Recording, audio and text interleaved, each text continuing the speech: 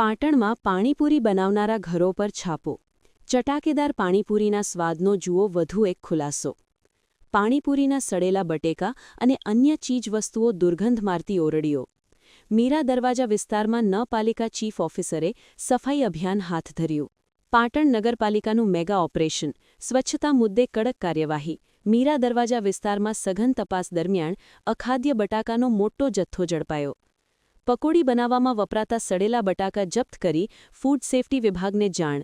સ્થળ પરથી સરકારી અનાજ, મીઠું અને ચણાનો જથ્થો પણ મળતા ડીએસઓને એલર્ટ. ગાયોના વાડામાં ધમધમતો હતો પાણીપુરીનો વ્યવસાય.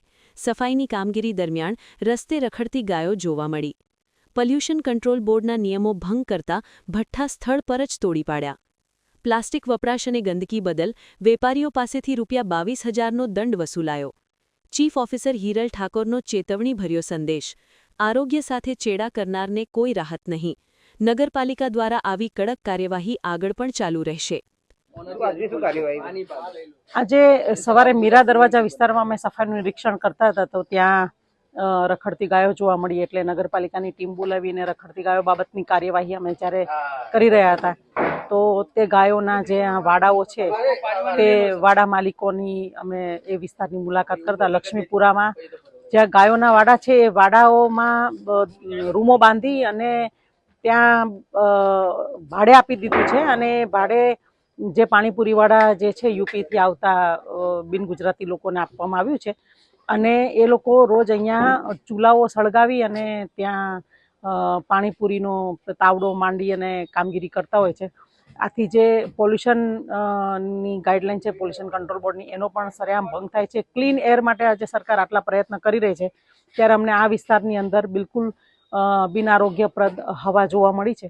આથી નગરપાલિકાની ટીમે અહીંયા વિઝિટ અને રેડ કરતા અમને અહીંયાથી ઘણી બધી બાબતો જોવા મળી, જેમ કે કંટ્રોલનું મીઠું પણ એ લોકોના પાસે હતું અને ચણા પણ એ લોકોના પાસેથી મળી આવ્યા.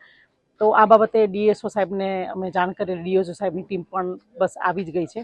અને આ રેડમાં ખરેખર તો જ્યાં ગાયોને બાંધવાની જગ્યાઓ છે એ ગાયોને બાંધવાની જગ્યાએ રૂમો બનાવીને ભાડે આપી દીધી છે, એટલે શહેરમાં ગાયો રખડે છે એ આજે જાણવા મળ્યું. એટલે હવે આ જે ગાય માલિકો અને વાડા માલિકો છે તેની સામે કાયદેસરની કાર્યવાહી નગરપાલિકા કરશે.